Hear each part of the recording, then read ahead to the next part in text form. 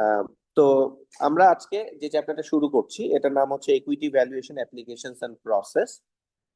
তো এখানে আমরা মোস্টলি ইকুইটি ভ্যালুয়েশনটা আসলে কিভাবে করি, কত প্রকার, কি রকম একটা প্রিলিমিনারি ধারণা পাবো। সেটার আরো ডিপে আমরা চলে যাব যে নেক্সট ক্লাস থেকে বা নেক্সট চ্যাপ্টার থেকে বলা যায় আর কি। তো প্রথম কথা হচ্ছে ভ্যালুয়েশনের টেকনিক্স। আমরা যখন ভ্যালুয়েশন করি, তো ভ্যালুয়েশন করি, ভ্যালুয়েশন ইজ এস্টিমেট যে এই কোম্পানিটার ফেয়ার ভ্যালু সে X or X plus minus এত এরকম একটা range based on the assumptions I have. And that value is continuously changing as the time changes, scenario changes, assumptions changes. And the actual value কত আমরা কেউই জানি না, because we don't know, but there is an intrinsic value সেটা আমরা কেউই জানি না. We try to come up with that, and মার্কেটে বাইং সেলিং প্রসেসে সেটার দিকে আসার একটা চেষ্টা করে, but markets can B lot irrational, actual value থেকে অনেক ডেভিয়েটেড মার্কেট প্রাইস থাকতে পারে.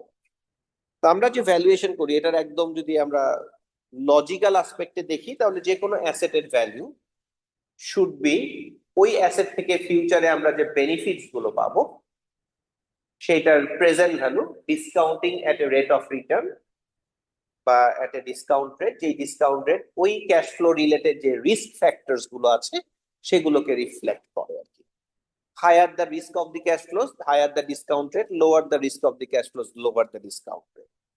এইভাবে করে যখন আমরা ভ্যালুয়েশন করি, এই মডেলটাকে আমরা বলি কি মডেল? TCF model. এই মডেলটাকে আমরা বলি কি? DCF model, based on future investment returns. Based on কি? Future investment returns, mostly future cash flows. আরেকটা জিনিস আমরা করি ভ্যালু করার জন্য, যেটাকে আমরা বলে থাকি হচ্ছে রিলেটিভ ভ্যালুয়েশন.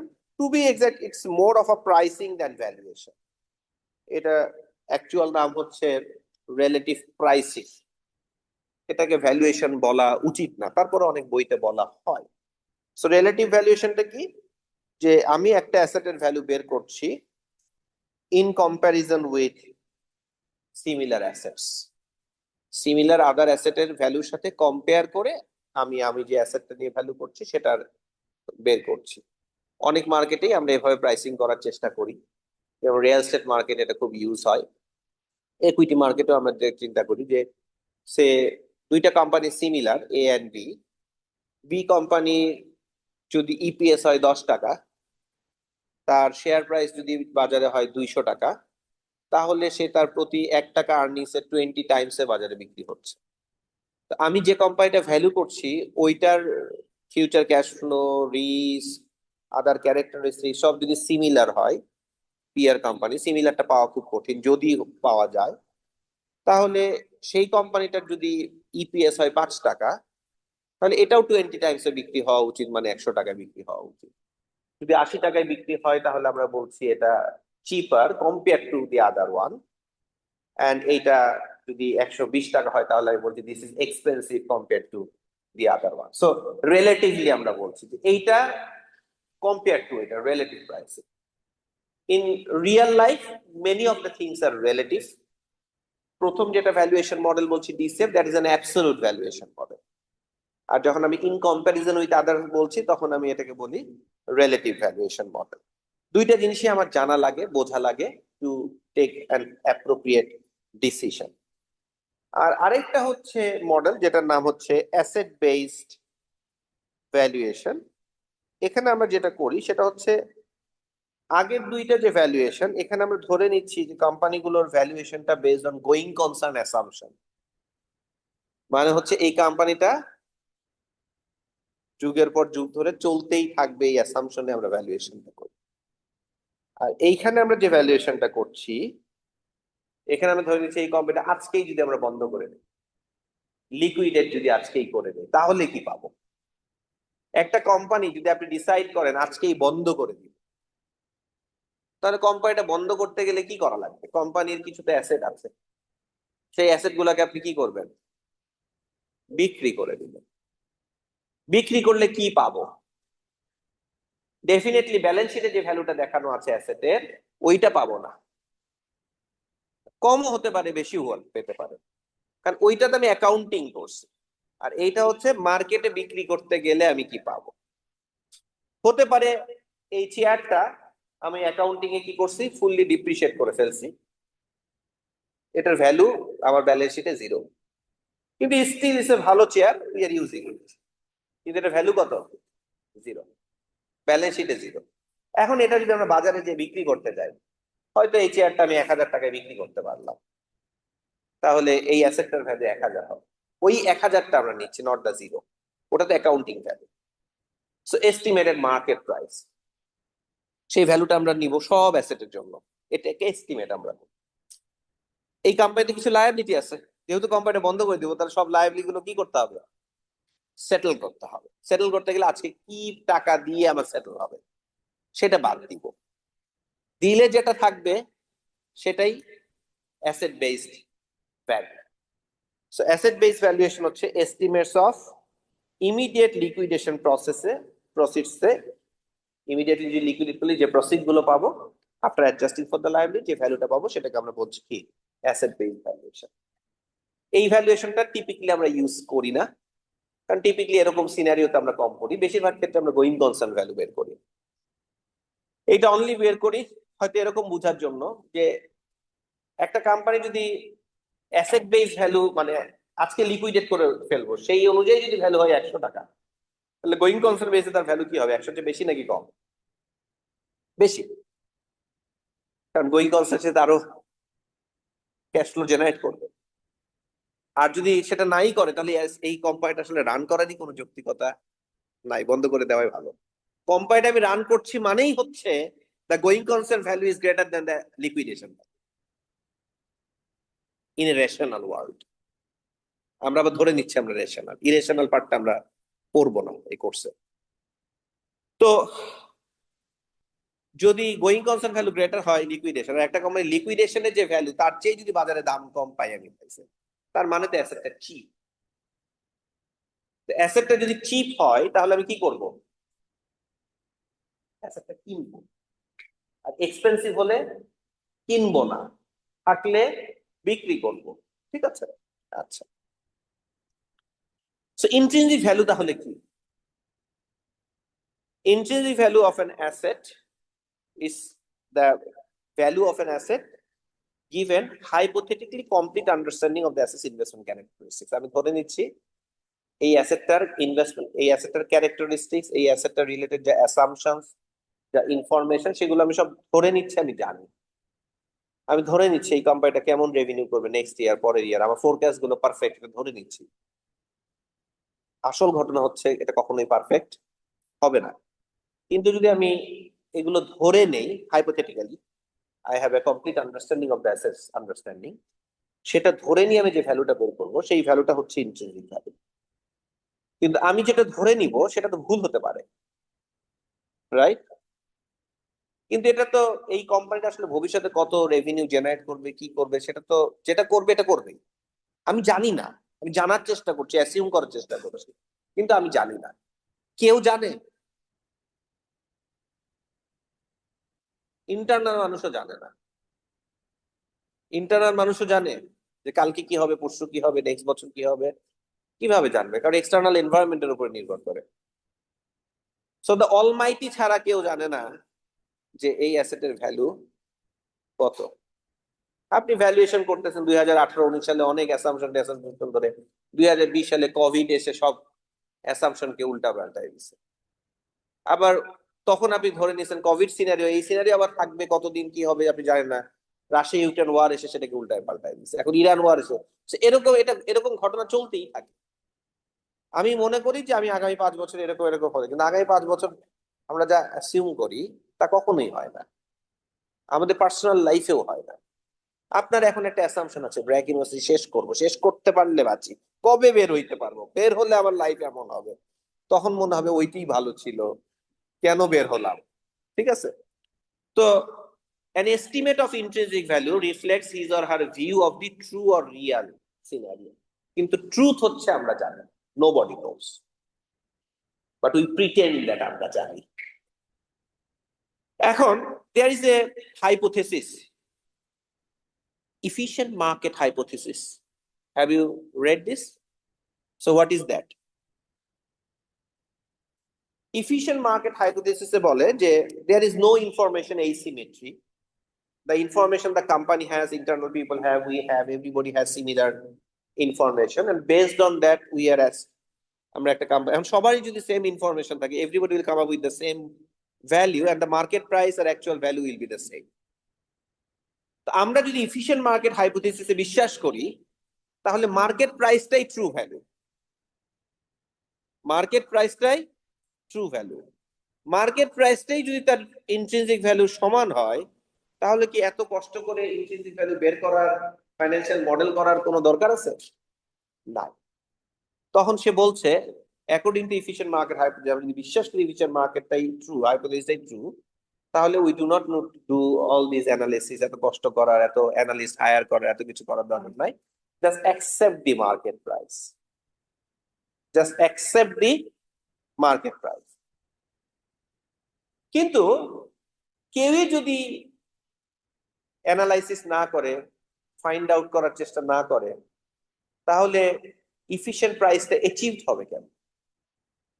ইফিশিয়েন্ট প্রাইসটা অ্যাচিভড হবে তখনই যখন the asset currently বিক্রি হচ্ছে কম দামে, অ্যাকচুয়াল ভ্যালু বেশি, some people recognize it, they start buying it, they are increasing the bid, so demand বাড়বে, প্রাইস লেভেল বাড়বে, এফিশিয়েন্ট প্রাইসের দিকে যাবে। যদি এটা এফিশিয়েন্ট প্রাইস থেকে ডেভিয়েটেড হয়, ওভার ভ্যালুড থাকে, some people will analyze, recognize it, and they will start selling, and sell pressure এটা কমে আসবে। তো কেউই যদি অ্যানালাইসিস না করে তাহলে এফিশিয়েন্ট মার্কেটের এফিশিয়েন্ট প্রাইসটা ডিটারমিন্ড হবে কিভাবে? এন্ড দ্যাটস এ প্যারাডক্স, বলা হচ্ছে Grossman Stiglitz paradox. If market prices are essentially freely obtainable, perfectly reflect the securities intrinsic value, তাহলে রেশনাল ইনভেস্টর এই অ্যানালাইসিসটা করবে না। কিন্তু প্যারাডক্সটা হচ্ছে if no investor obtains and analyzes the information about the security, well then how can the market price reflect the intrinsic value? Reality হচ্ছে markets are never efficient, there will always be inefficiency. আর market যদি efficiency হইতো তাহলে আমার তো analyst হিসেবে আমাকে চাকরিও দিত না, দরকারও হইতো না, ঠিক আছে? সো রিয়ালিটি হচ্ছে market will never be efficient. Two reasons: informations are never symmetric, some people have more information than others, that is one reason. And another reason হচ্ছে there are psychological factors that affect us, যেগুলো আমি as a human being ধরে নিয়েছি যে আমরা rational, কিন্তু we are not rational. আমাদের মধ্যে অনেক ধরনের বায়াসেস আছে, and এই বায়াসটা আমার ডিসিশন মেকিং এ কি করে? ইম্প্যাক্ট করে। So even if I have the perfect information, because of the biases আমি রেশনালি অ্যাক্ট করতে পারি না। Even if I am on an average rational, সবসময় তো রেশনাল না। There are times I may act irrationally, right? So rational efficient markets formulation বলছে investors will not rationally incur the expenses of gathering information. আমি যদি market প্রাইসকে accept করি তাহলে এই যে এত তথ্য উপাত্ত সংগ্রহ করব, এত কষ্ট করব, এগুলো করতাম। মডার্ন থিওরিজ বলে intrinsic value is difficult to determine and trading cost exists. আরেকটা ধরে নিচ্ছি এফিশিয়েন্ট মার্কেটে there is no trading cost, কিন্তু in reality there is trading cost. আমরা পড়েছি মার্কেট ক্যারেক্টারিস্টিক্স পড়ার সময়, বাই সেল করতে গেলে কমিশন আছে, বিড অফার স্প্রেড আছে, মার্কেট আমি অনেক পরিমাণ বাই করতে গেলে মার্কেট ইম্প্যাক্ট কস্ট আছে। বিকজ অফ দোজ আমার মার্কেটটা এফিশিয়েন্ট হয় না। ওকে, আমি যদি ফাইন্ড আউট করতে পারি যে under valued assets and buy those assets at cheap prices and wait for the market to correct the undervaluation, then প্রায় এক্সপেক্ট করছি আমার হরাইজনের মধ্যে প্রাইসটা ট্রু প্রাইসের দিকে যাবে, and eventually I will be able to sell and earn a rate of return which will be higher than the required rate of return. Because required rate of return দিয়ে discounting করলে আমি যে ভ্যালুটা পাই ওটা তো ইন্ট্রিনসিক ভ্যালু, আর আমি তো তার চেয়ে আরো চিপ প্রাইসে কিনছি। আমি যদি কম প্রাইসে কিনতে পারি তাহলে আমার estimated rate of return will be কি higher compare to the rate of return. So আপনার একটা প্রশ্ন ছিল expected estimated rate of return আর required rate of return using CAPM. So যদি estimated rate of return higher হতো তাহলে এটা আন্ডার ভ্যালুড হতো, অপশন বি ছিল undervalued, that would have been the right answer. অনেকেই এটা কারেক্ট করেছেন, আবার অনেকে এটা ভুল করেছেন। সো আমি যদি চিপার প্রাইসে কিনতে পারি তাহলে আমার ভবিষ্যতে আমি যে রেট অফ রিটার্নটা আর্ন করব that will be higher than কি required rate of return. Required rate of return জিনিসটা কি? What is required rate of return?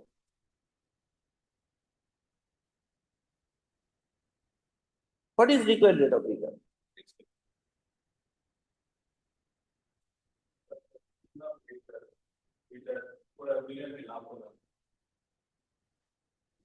You are close. Required rate of রিটার্নটা হচ্ছে এমন একটা রেট অফ রিটার্ন যেটা আমি তো আসলে যখন ইনভেস্টমেন্ট করছি আমি কিছু রিস্ক নিচ্ছি, তো আমি যে রিস্কটা নিচ্ছি সেই রিস্কটাকে কম্পেনসেট করে এমন একটা রেট অফ রিটার্ন যেটা দিলে আমাকে কি করবে, আমার রিস্কটাকে compensate, there is a minimum rate of return যেটা দিলে আমার কম্পেনসেশন হয়, তাহলেই আমি এই রিস্কটা নেওয়াটা যৌক্তিক মনে করি। এর চেয়ে বেশি দিলে তো আরো ভালো, কিন্তু মিনিমাম এটা না পেলে আমি এই রিস্কটা নিব না, right? So that is the required. আমি যদি রিকোয়ার্ডের চেয়ে বেশি পাই তাহলে ভালো, এন্ড বেশিটাকে আমরা বলছি এক্সেস রিটার্ন বা আলফা। এক্সেস রিটার্ন বা কি আলফা বা abnormal. In an efficient market abnormal return থাকবে না, but in an inefficient market abnormal return থাকবে। যারা ইনভেস্টার্স তারা এই ইনএফিশিয়েন্সিটাকে এক্সপ্লয়েট করেই অ্যাবনর্মাল রিটার্ন আর্ন করতে চায়। পারে কিনা সেটা পারতেও পারে, নাও পারে, অ্যাটলিস্ট চায় সবাই। কেউ পারে, কেউ পারে না। সো আপনি যত বেটার এটাকে এক্সপ্লয়েট করতে পারবেন, exploitation in the sense of positive note বলছি, নট নেগেটিভ টোন, তত আপনি এটাকে কি করতে পারবেন, ক্যাপচার করতে পারবেন, আপনি অ্যাবনর্মাল রিটার্ন আর্ন করতে পারবেন। এত কষ্ট করছি not to earn the required just the required rate of return but to earn some কি more rate of return। Active portfolio managers এই কাজটা করে, এই উদ্দেশ্যে তারা পোর্টফোলিও ম্যানেজ করে। Passive portfolio managers just earn the required rate of return, they buy the index fund sit tight, এত কষ্ট নাই, চিল, এত প্যারা নিয়ে কি লাভ, buy the index sit tight enjoy life get the. আর অ্যাক্টিভ ফান্ড ম্যানেজার্স অনেক কষ্ট করবে টু গেট মোর। সো এখানে ফর্মুলাটা দেখেন, দিস ইজ দ্য ভিই। ভিইটা হচ্ছে আমার এস্টিমেটেড ভ্যালু, ওকে, আর পিটা হচ্ছে প্রাইস। তো এই দুইটার মধ্যে যে ডিফারেন্স সেটাকে আমরা বলছি পারসিভড মিসপ্রাইসিং। পারসিভড কেন? বিকজ দিসটা এস্টিমেটেড পারসিভড প্রাইস, কিন্তু ভিই আর অ্যাকচুয়াল ভি আছে যেটা কেউ জানে না। অ্যাকচুয়াল মিসপ্রাইসিং হচ্ছে ভি মাইনাস পি, আর পারসিভড মিসপ্রাইসিং হচ্ছে ভিই মাইনাস পি। আমার যদি ফোরকাস্ট অ্যাবসলিউটলি কারেক্ট হইতো তাহলে এইটা আর এইটা কি হতো, ইকুয়াল হতো, তাহলে এই পার্টটা হতো জিরো। এই পার্টটাকে আমরা বলি forecasting error. Forecasting error zero হওয়া মানে আমার ফোরকাস্ট অ্যাবসলিউটলি কি পারফেক্ট। বাট ফোরকাস্ট কখনোই পারফেক্ট হবে না, ফোরকাস্ট এরর সবসময়ই হবে। এন্ড আমাদের অবজেক্টিভ হবে এই এররটাকে আমরা কতটা কমাইতে পারি। ইউ ক্যান নেভার ক্লেইম যে আমার ফোরকাস্ট এরর হবে না, ফোরকাস্ট এররটাই নর্ম। তো আমরা ফাইন্যান্সিয়াল মডেলিং ক্লাসে যে ফোরকাস্ট করার চেষ্টা করছি সেই ফোরকাস্ট কখনোই পারফেক্ট হবে না, সেই forecast always comes with an error. But আমরা জানার চেষ্টা করি, একটা হচ্ছে এররটাকে কমানোর চেষ্টা করি, আর সেকেন্ডটা হচ্ছে এররের কারণগুলো জানার চেষ্টা করি, এন্ড সেটার বেসিসে আমরা অ্যাডাপ্ট করার চেষ্টা করি। when you have a forecast and you know the error, why the error is happening, then you can act. আর আদারওয়াইজ আপনি ধরেন অন্ধকারে হাঁটতেছেন, you don't know where the road is, okay. So abnormal রিটার্নটা হচ্ছে যে আমার যে মিনিমাম রেট অফ রিটার্নটা আছে তার থেকে যতটুকু এক্সেস রেট অফ রিটার্নটা আমরা পাচ্ছি, সেটাকে আমরা বলছি কি abnormal return. Active portfolio managers এই পজিটিভ আলফা জেনারেট করার চেষ্টা করে, আর প্যাসিভ পোর্টফোলিও ম্যানেজার্স তারা জাস্ট এটাকে মিট করার চেষ্টা করে, রাইট? এটা তো আমরা পড়েছি, পরীক্ষায় আসছে, অনেকেই পারছি অনেকেই পারি নাই। ভ্যালু আমি অলরেডি বলেছি, একটা ভ্যালু ছিল লিকুইডেশন ভ্যালু, যে আজকেই কোম্পানিটা যদি বন্ধ করে দেই তাহলে ভ্যালু কত হবে।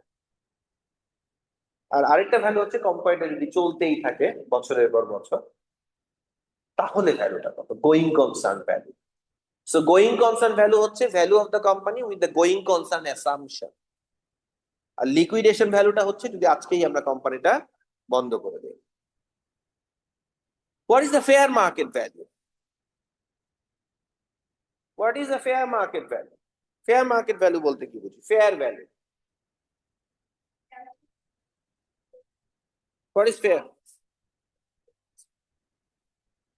অনেক সময় তো বায়ার সেলার একটা প্রাইসে এগ্রি করে, বাট প্রাইস ফেয়ার হয় না, কারণ ওকে জোর করে এগ্রি করানো হয়েছে।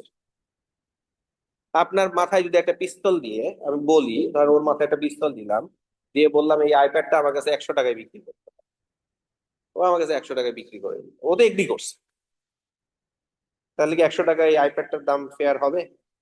হবে না। তাহলে এগ্রি করলেই হলো না।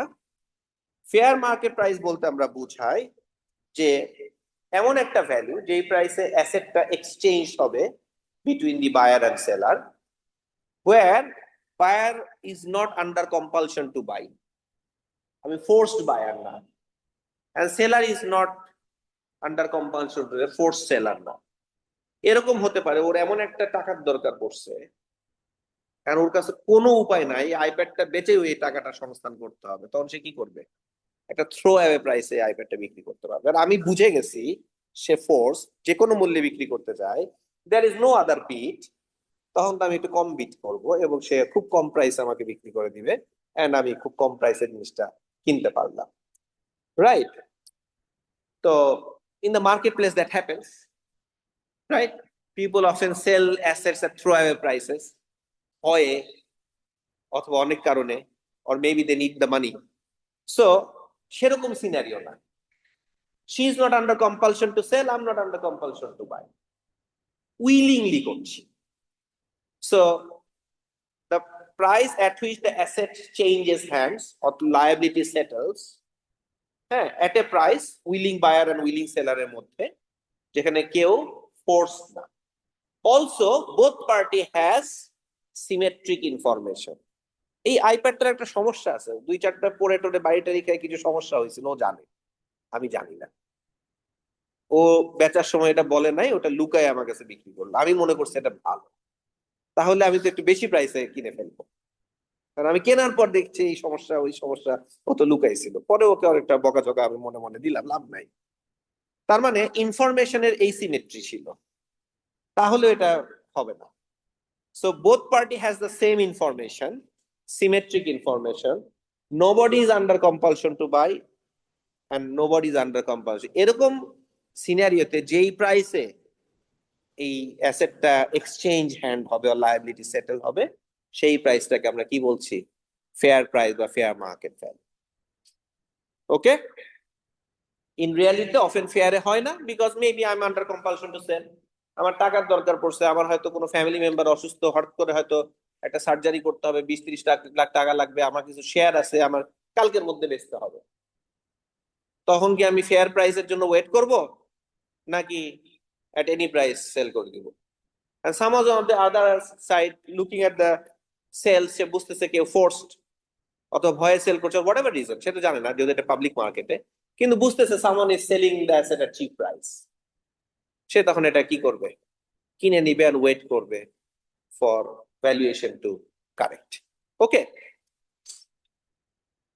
Investment value. ইনভেস্টমেন্ট ভ্যালুটা হচ্ছে value to a specific buyer, value to a specific buyer. Value to a specific buyer জিনিসটা কেমন? জিনিসটা হচ্ছে এই অ্যাসেটটা who is actually using the asset তার উপরে ভ্যালু ডিপেন্ড করে। কেন? তার কারণটা হচ্ছে, ধরেন অ্যাসেটটা, ধরেন এমন একটা কোম্পানির অনেক ভালো অ্যাসেট আছে, ভালো ইয়ে আছে, কিন্তু ম্যানেজমেন্ট ইফিশিয়েন্ট না। ম্যানেজমেন্ট তার এক্সিস্টিং রিসোর্সটাকে ইউটিলাইজ করে ভ্যালুটা ক্রিয়েট করতে পারছে না, এই কারণে কোম্পানির ভ্যালুটা কম। এখন মনে করেন রাকিব চিন্তা করলো এই কোম্পানির তো অনেক ভালো অ্যাসেট আছে, অনেক লাইসেন্স আছে যেগুলো নিয়ে আমি ব্যবসা করতে পারবো, কিন্তু ম্যানেজমেন্ট ভ্যালু ক্রিয়েট করতে পারছে না, এই কারণে ভ্যালুটা কম। আমি যদি এই কোম্পানিটা কিনে নেই, কিনে নিয়ে এই ম্যানেজমেন্টকে বের করে দেয়, I put good management and good board and create more value, এই কোম্পানিটা কারেন্টলি হয়তো বছরে 100 কোটি টাকা সেল করে, তখন আমি বছরে 500 কোটি টাকা সেল করতে পারবো, দেন কোম্পানি ভ্যালু কি হবে? বেড়ে যাবে। তো আমার কাছে এই কোম্পানি ভ্যালু 100 কোটি, আমার কাছে এই কোম্পানি ভ্যালু তার চেয়েও বেশি, কিন্তু এটা চিপে বিক্রি হচ্ছে। আমি ফুল কোম্পানিটা কিনে নিলাম, অ্যাকুয়ার করে নিলাম, হস্টাইল টেক ওভার নিয়ে ম্যানেজমেন্টকে চেঞ্জ করলাম, ইনএফিশিয়েন্সি যেগুলো আছে সেগুলো দূর করলাম, করে টোরে সিনার্জি ক্রিয়েট করলাম, ভ্যালু ক্রিয়েট করলাম, and the company gets bigger and valuation বেড়ে গেল, তারপরে একটা ভালো প্রাইস আবার বিক্রি করে। এই ধরনের ইনভেস্টরদেরকে আমরা বলি অ্যাক্টিভিস্ট ইনভেস্টর, যারা অ্যাক্টিভিজম করে, কোম্পানিগুলো কিনে নিয়ে ভ্যালু বের করার চেষ্টা করে। তো আমার কাছে ভ্যালু আর ওদের কাছে ভ্যালুটা কি না, সেম না। So value to a specific buyer taking account of the potential synergies and based on investors requirements and expectations. তা আমরা দুইটা পার্সনের কাছে এটার ভ্যালু কি না, সেম না। এখন এই যে আমরা ভ্যালুয়েশন শিখবো, সিকিউরিটি অ্যানালিসিস পড়বো, এটা আমাদের জীবনের কি কাজে লাগবে, এটা কোথায় আমরা ইউজ করব, এটার অ্যাপ্লিকেশনসটা কোথায়, সেটা একটু জানা দরকার। আমরা পড়ছি, কেন পড়ছি, এটা দিয়ে আমার কি হবে, এটা একটু জানা দরকার না? না হলে কেন পড়ছি? আমরা তো জানতে চাই এটা পড়ছি কেন, রাইট? নাকি জানতে চাই না? তো ফার্স্ট একটা হচ্ছে সিলেক্টিং স্টক। আপনি যদি পোর্টফোলিও ম্যানেজ করতে চান, which stocks to buy and which stocks to sell, এটা না জানলে তো আপনি ভুল শেয়ার কিনে ফেলবেন। যেটা কেনা উচিত ছিল এটা কিনবেন, যেটা কেনা উচিত ছিল না সেটা কিনবেন, যেটা কেনা উচিত ছিল এটা কিনবেন না। তাহলে স্টক সিলেকশনে এটা আমার কাজে লাগে। আর কি কাজে লাগে? মার্কেটে স্টক প্রাইস যখন মুভমেন্ট হয়, সেই মুভমেন্ট কেন হচ্ছে, মুভমেন্ট হওয়ার পিছনে কিছু কারণ আছে, সেই কারণগুলোকে বের করে ফেলা সম্ভব। ধরেন আপনি গত পরশু রাতে, মনে করেন আপনি খুব টায়ার্ড, আপনার ঘুমায় গেছেন, রাত 8টা 9টা বাজে আপনি ঘুমায় গেছেন, সকালে উঠে স্ক্রিন খুলে দেখলেন যে oil price down, stocks markets ups and all this things happening. হঠাৎ করে আপনার মাথায় কাজ করবে, নিশ্চয়ই ট্রাম্প যুদ্ধ বন্ধ করে দিচ্ছে। Actually he did, right? Did মানে ফর 2 সপ্তাহ ইয়ে করছে। তার আগ পর্যন্ত সে বলছিল যে আজকের রাতেই পৃথিবীর বুকে ইরান মানচিত্র থেকে থাকবে না, ঠিক আছে, আমি নিশ্চিহ্ন করে দিব এই দেশকে। হ্যাঁ, no, most people knew it's a bluff, কিন্তু market price that didn't reflect that. Market প্রাইসে মনে করছে, কারণ মার্কেট প্রাইস তোর বিশ্বাস করে না, মার্কেট মনে করে যে এই লোক তো ইরেশনাল, কোন একটা উল্টাপাল্টা কাজ এটা করেও ফেলতে পারে। ইফ দ্যাট হ্যাপেন্স, তাহলে that will have a serious repercussion in the world. যদি রিয়েলি করতো, ধরেন করার প্রবাবিলিটি মনে করেন 0.001%, যদি করেই ফেলতো তাহলে কি হতো? You would have see a lot different world, আপনার লাইফ অনেক ডিফারেন্ট হতো। আমরা ধরে নিচ্ছি সে at the end of the day যতই পাগলামি করুক, at the end of the day পাগলামিটা সে বন্ধ করবে। কিন্তু মার্কেটে অলরেডি রিফ্লেক্টেড ছিল এই রিস্কটা, সেই অনুযায়ী প্রাইস লেভেল ঠিক ছিল। দ্য মোমেন্ট সে বলছে যে ওকে একটা নেগোসিয়েশনে যাচ্ছি 2 সপ্তাহের জন্য বন্ধ, এন্ড আমি আর পাগলামি করব না, এন্ড ইউ নেভার নো, আবার পাগলামি করতে পারে, তো immediately market price reflected, oil prices massively down, stock prices gone up and all this thing overnight. কেন হয়েছে? Because of that. তার মানে মার্কেট এক্সপেক্ট করছে ও যে আবার বলছে আমি আর পাগলামি করব না, মার্কেট এটাকে বিশ্বাস করছে। এখন সেটাও রাইট হতে পারে, রং হতে পারে, but you can at least infer expectations of the mass people, expectations of the market from price. Price talks. Price is the most true things in the world. ঠিক আছে, আপনি পিপলের ডিমান্ড কমাইতে চান, price বাড়ান। Government is making a mistake not increasing the fuel prices. তাদের উচিত ছিল price বাড়ানো।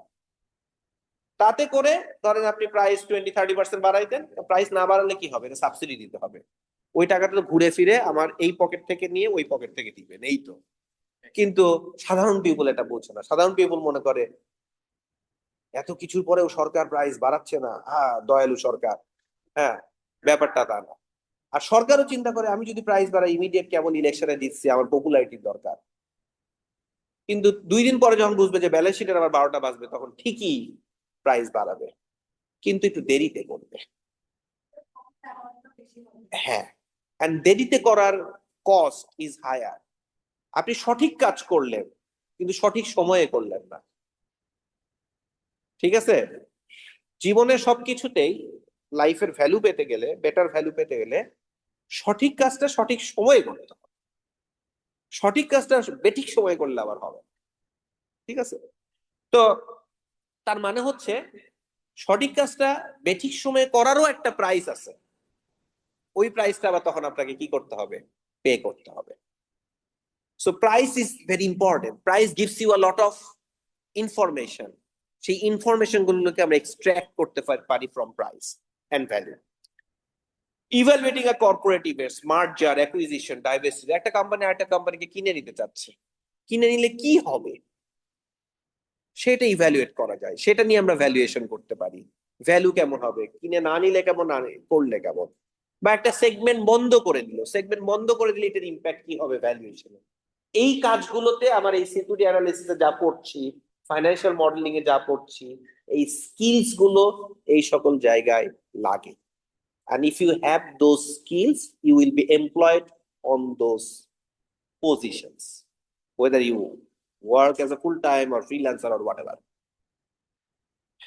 Then rendering fairness opinion. Security মার্কেটে অনেক সময় ইনভেস্টমেন্ট ব্যাংকাররা যখন কোনো একটা কোম্পানি নিয়ে আসে, ওকে একটা ফেয়ারনেস ওপিনিয়ন দিতে হয় যে আমি এই কোম্পানিটাকে ভ্যালু করেছি এবং যে ভ্যালুয়েশনটা দিচ্ছি এটা ফেয়ার আমার কাছে মনে হয়েছে, given all this information, and এটা তাকে সাইন করতে হয়। পরবর্তীতে যদি ধরা পড়ে ও কোনো ইনফরমেশন লুকায় বা কোনো জাগলারি করছে, ভ্যালুয়েশন ভুল করছে, এবং সেটাকে যদি প্রুফ করা যায়, তাকে অ্যাকিউজ করা যায়, তার কিন্তু সিরিয়াস ফাইন হয়ে যেতে পারে। তাহলে এটা যখন আপনি ফেয়ারনেস ওপিনিয়ন দিবেন এন্ড সাইন করবেন, তখন ইউ হ্যাভ টু বি কি ভেরি কেয়ারফুল এন্ড গিভেন। এটা হতে পারে কোনো ইনফরমেশন আপনার জানা ছিল না, বা পরবর্তীতে রিস্ক অ্যারাইজ হয়েছে, সে কারণে ভ্যালু চেঞ্জ হয়েছে, that's fine, that is acceptable, that is defendable. কিন্তু আপনি জানতেন কিন্তু এটাকে গোপন করছেন, করে ভ্যালু বেশি দেখাইছেন, উদ্দেশ্য ছিল বেশি দামে এটা বিক্রি করা, পাবলিক ক্ষতিগ্রস্ত হবে আর মালিক পক্ষ অফ দ্য কোম্পানি বেনিফিটেড হবে। You did a unethical and illegal job. এটা যদি আপনাকে ধরা সম্ভব হয়, আপনার কান্ট্রি লিগাল সিস্টেম যদি স্ট্রং হয়, তাহলে you might be in jail and you might have to pay a lot of fine. So সেই ফেয়ারনেস ওপিনিয়নের জন্য এটা লাগে।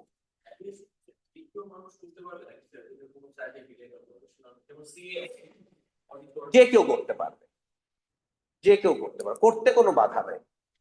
ঠিক আছে, আচ্ছা।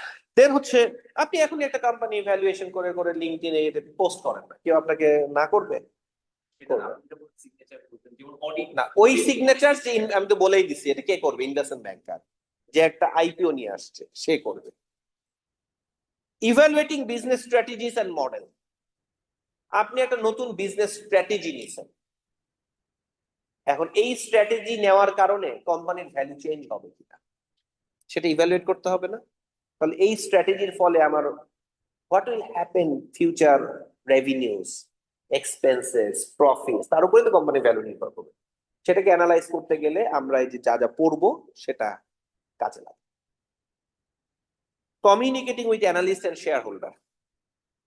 আপনি একটা কোম্পানির সিইও, পাবলিক কোম্পানির সিইও, আপনার শেয়ার হোল্ডাররা এসে আপনাকে জিজ্ঞেস করবে তুমি যে এই স্ট্র্যাটেজি নিচ্ছ, এই স্ট্র্যাটেজি কারণে তো কোম্পানির ভ্যালুয়েশন কি হবে, বা আমরা তো শেয়ার কিনতেছি, তুমি এই স্ট্র্যাটেজি কেন নিলে আমাদেরকে বলো। কারণ কোম্পানিগুলো অনেক সময় পাবলিক, অ্যাপিয়ারেন্স হয়, কোয়ার্টারলি হয়তো আর্নিংস, অনেক দেশে আর্নিংস কনফারেন্স করতে হয়, বা বড় ইনভেস্টররা এসে ওকে অনেক সময় ইন্টারভিউ করে।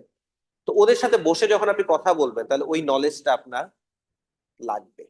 You might not be a finance guy, but এই ইনফরমেশন গুলো আপনার জানা লাগবে। বুঝতে পারছেন? না জানা, না জানা থাকলে তারা জানার চেষ্টা করবে। কারণ আপনি যখন দেখবেন আপনার কাজের রোলের কারণে আপনি এমন কিছু ফেস করছেন যেটা আপনি জানেন না, তখন আপনি কি করবেন? সেটা শিখতে হবে। অ্যাপ্রেইজিং প্রাইভেট বিজনেসেস। আমরা সাধারণত পাবলিক কোম্পানির ভ্যালুয়েশন বেশি করি, প্রাইভেট কোম্পানির কম। কাজ রিকোয়ারমেন্ট পড়লে প্রাইভেট কোম্পানি করি। সেরকম কোনো রিকোয়ারমেন্ট যদি হয়, একটা প্রাইভেট কোম্পানি কিনে নিচ্ছি, অথবা একটা প্রাইভেট কোম্পানির ভ্যালু কেমন সেটা বের করার চেষ্টা করি, for what ever the reason. So একটা প্রাইভেট বিজনেসকে যদি আমরা ভ্যালু করতে চাই, তাহলে আমার এই ভ্যালুয়েশনটা করতে হয় এবং এই নলেজটা আমাদের কাজে লাগে।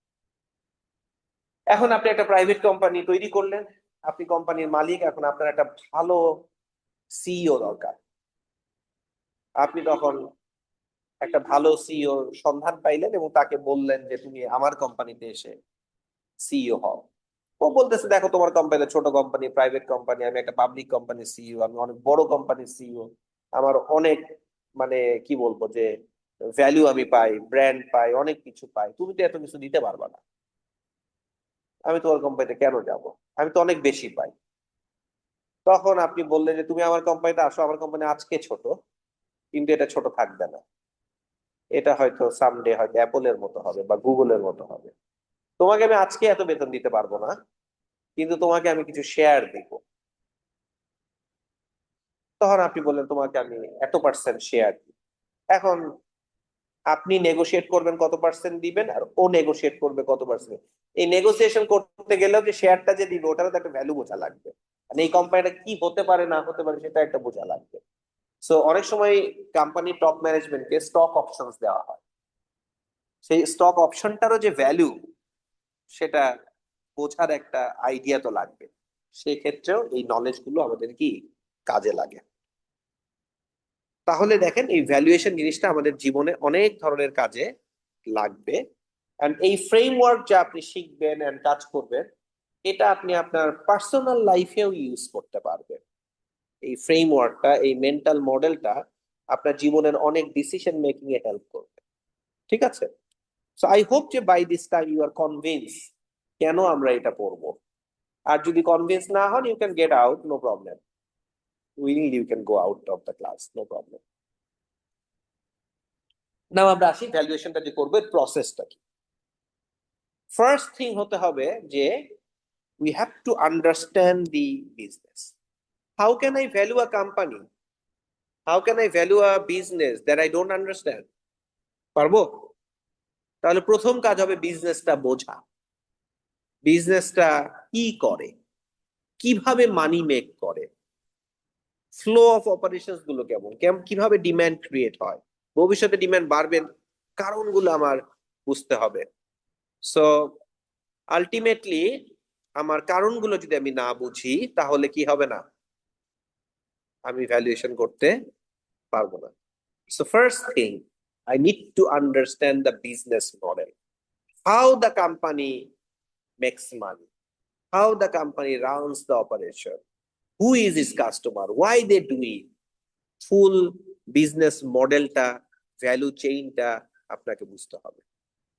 যেমন আপনি একটা কোম্পানি ভ্যালুয়েশন করবেন, ফর এক্সাম্পল ভিসা, কোম্পানির নাম কি? ভিসা।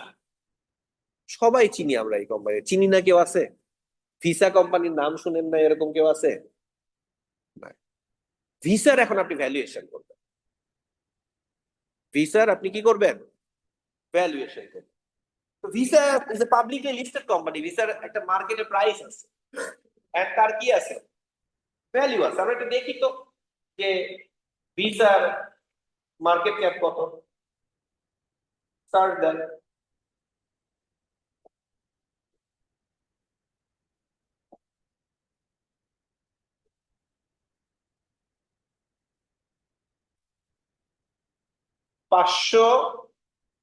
588 billion dollar company. হ্যাঁ, বাংলাদেশের জিডিপি কত? What is the size of বাংলাদেশের জিডিপি? কত? Less than 400 billion. ওটা নিয়েও অনেকের মানে দ্বিমত আছে, যেটা কি আদৌ কারেক্ট কি কারেক্ট। কিন্তু ভিসার market price, today's price 588 billion dollar. মানে if you are the sole owner of Visa, which সাধারণত হয় না, তাহলে আপনার ওয়েলথের সাইজ হতে কত? 588 বিলিয়ন, রাইট? তাহলে বিগ কোম্পানি।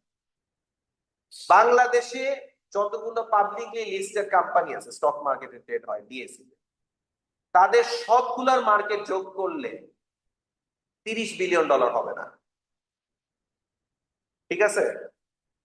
তো বাংলাদেশ কত স্মল একটা মার্কেট, এটা একটা কোম্পানি, এর চেয়ে আরো অনেক বড় ভ্যালু কোম্পানি আছে।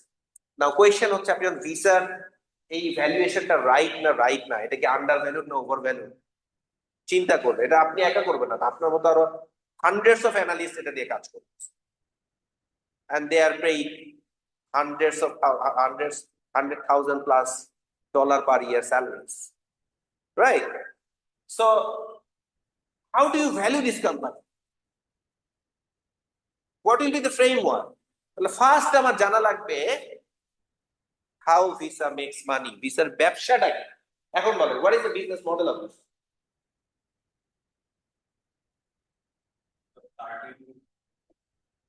হুম,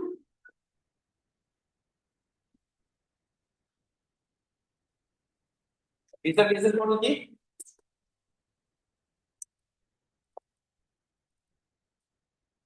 বলেন, কে বলতে পারবেন? এ তো নোন, আমি তো আননোন কোন কোম্পানির নাম বলি নাই। ফাংশনটা বলতে পারি।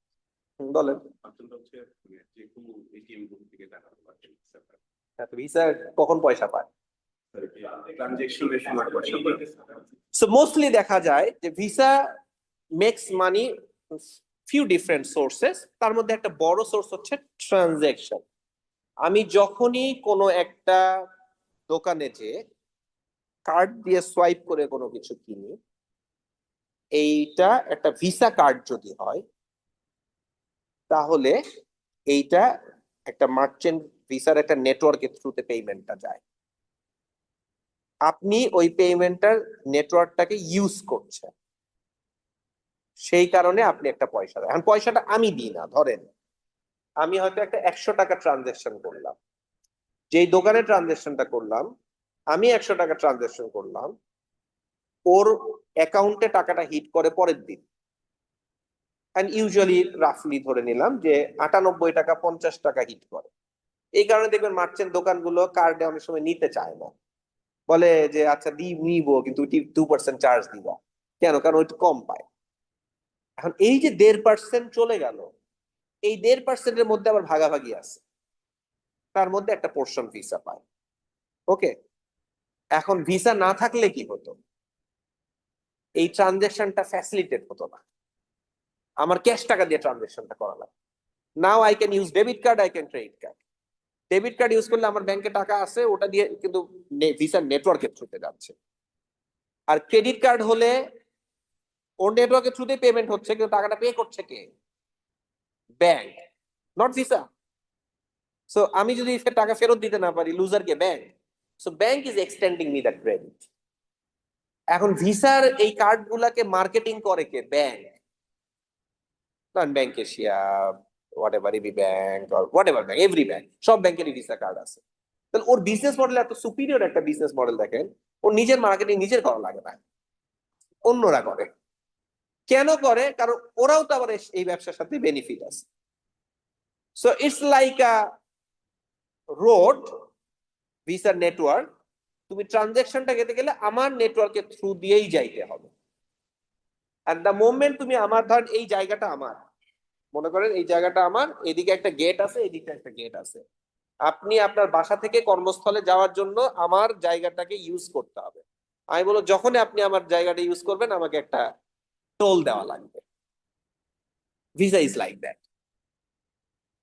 And Visa is the only company in the world like that? No, it's not a monopoly company, but it's largest market share company. There are MasterCard, American Express, এরকম আরো বিভিন্ন কোম্পানি আছে, ঠিক আছে?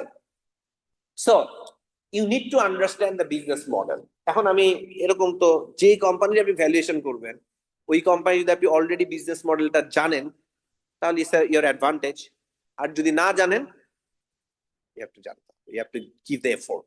বাট এফোর্টটা দিলে সুবিধা কি, অলরেডি তো জেনে গেলেন, দেন আপনি ভবিষ্যতে যতবারই ভ্যালুয়েশন করবেন এই কাজটা দ্বিতীয়বার আপনার করা লাগবে না। তাহলে এখন থেকে কোম্পানিগুলোর বিজনেস মডেল বোঝার চেষ্টা করবেন, যে ও কিভাবে মানি মেক করে। ওইটা না বুঝলে তো ফোরকাস্ট করতে পারবেন না। ক্লিয়ার?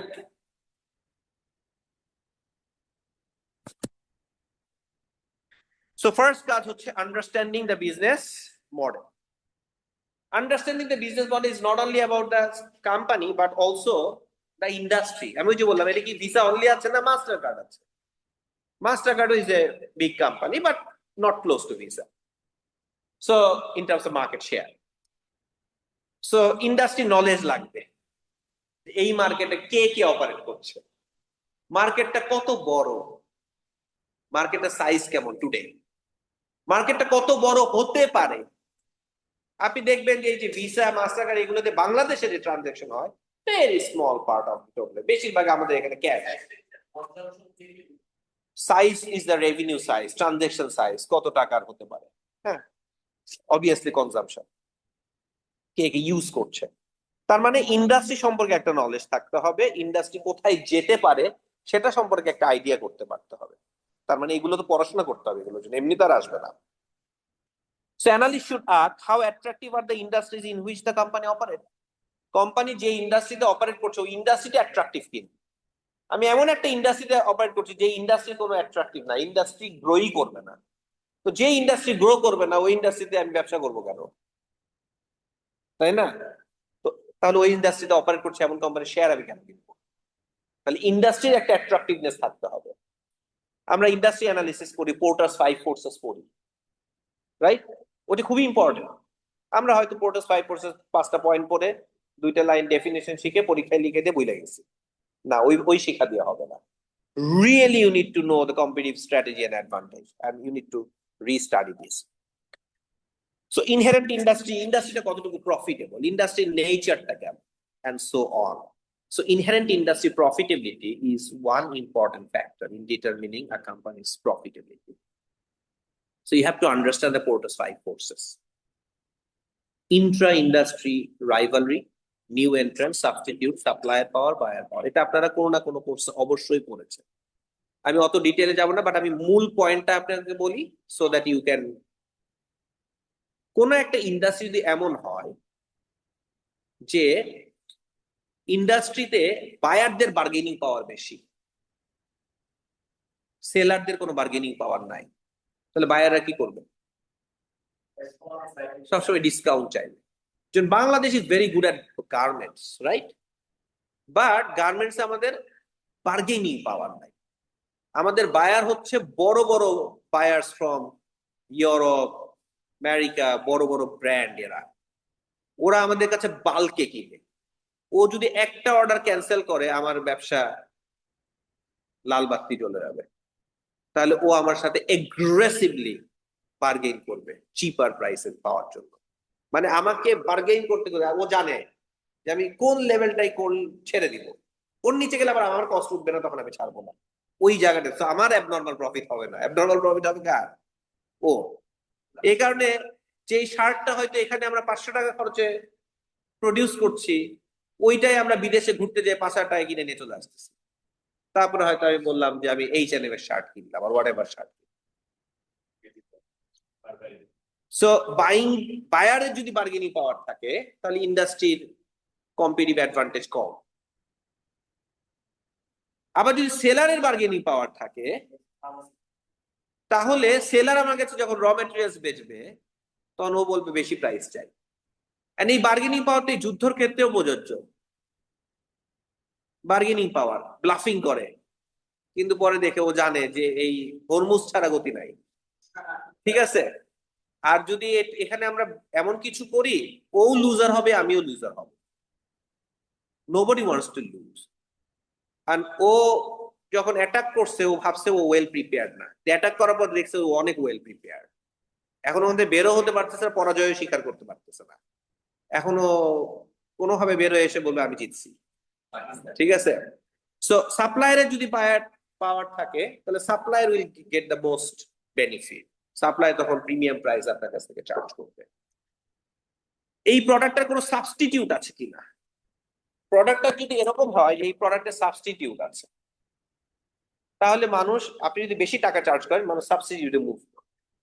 আর যদি মনে হয় যে এটা ছাড়া কোনো গতি নাই, but if you want to have a cashless economy, প্রত্যেক কান্ট্রি বলে যে আমি ক্যাশলেস ইকোনমি করবো, বাট কারণ ক্যাশলেস হলে অনেক সুবিধা, কিন্তু ক্যাশলেস হলে আবার করাপশনও কমাইতে হবে। কারণ করাপশনটা হয় কোথায়? ক্যাশে বেশি, মানি লন্ডারিং এ বেশি, হুন্ডিতে বেশি। ওই আরমান খুব ভালো জানে, পুরান ঢাকার লোক। সো আলটিমেটলি এটা ট্যাক্সও দেয় না, ট্রেসও থাকে না। আর ক্যাশলেস হলে আপনার সব ট্রেস থাকবে, কি করছেন না করছেন সব বের হয়ে আসবে, ডেটা টান দিলেই বের হয়ে আসবে। তো ঘটনা হচ্ছে, if you want to cashless economy যদি করতে চান, তাহলে কি ভিসা মাস্টার কার্ড এদের নেটওয়ার্ক ছাড়া আর গতি আছে? That is their bargaining power. আপনাকে বুঝতে হবে একটা কোম্পানি যখন আমি অ্যানালাইজ করব, ওর সোর্সেস অফ কম্পিটিটিভ অ্যাডভান্টেজটা কোথায়, এন্ড এই সোর্সেস অফ কম্পিটিটিভ অ্যাডভান্টেজটা, এই অ্যাডভান্টেজটা সে বজায় রাখতে পারবে কি, দ্যাট ইজ মোস্ট ইম্পর্টেন্ট। তো সাবস্টিটিউট আছে কিনা সেটা ইম্পর্টেন্ট। আমরা বলছি ডলারকে অনেক বকা দিচ্ছি, ইউএস কে অনেক বকা দিচ্ছি, কিন্তু স্টিল ইন্টারন্যাশনাল ট্রেডে ডলারের একটা সাবস্টিটিউট এখনো পর্যন্ত আমরা পাচ্ছি না দেখে হলেও হাজার পাগলামি করলেও আমাদের আবার কি করতে হচ্ছে, মেনে নিতে হচ্ছে। নিউ এন্ট্রান্স, যে কোনো ইন্ডাস্ট্রিতে নতুন এন্ট্রান্স এসে মার্কেট দখল করে নিতে পারে কিনা। যদি দেখেন যে ইন্ডাস্ট্রিটা গ্রোয়িং, ইন্ডাস্ট্রিতে আরো অপশন মানে সুযোগ আছে গ্রো করার, নিউ এন্ট্রান্স ক্যান ইজিলি কাম, তাহলে কারেন্ট যে প্রফিটেবিলিটি আছে ইন্ডাস্ট্রি, নতুন এন্ট্রান্ট আসলে এই প্রফিটেবিলিটি কি হবে, কমে যাবে। সো নতুন এন্ট্রান্সদের কোনো থ্রেট আছে কিনা, threat of new entrance is risk for the industry. আর যদি এমন হয় যে না, নতুন এন্ট্রি সহজেই পারবে না, নতুন এন্ট্রি সহজেই পারবে না, তখন ইন্ডাস্ট্রি প্রফিটেবিলিটিটাকে কি করা যাবে, এনশিওর করা যাবে। যখনই একটা ইন্ডাস্ট্রিতে কারো কোনো কম্পিটিটিভ অ্যাডভান্টেজ নাই, too many players, market is ছোট, তখন তারা কি করবে, market is not expanding, I can only grow যদি আমি আরেকজনের মার্কেট শেয়ার নিয়ে নিই, তখন ইন্ডাস্ট্রিতে আমার রাইভালরি বেশি হবে। ইন্ডাস্ট্রিতে যদি রাইভালরি বেশি হয় তাহলে কি হবে, আমরা প্রাইস কমাবো, কমাতে কমাতে মার্কেট শেয়ার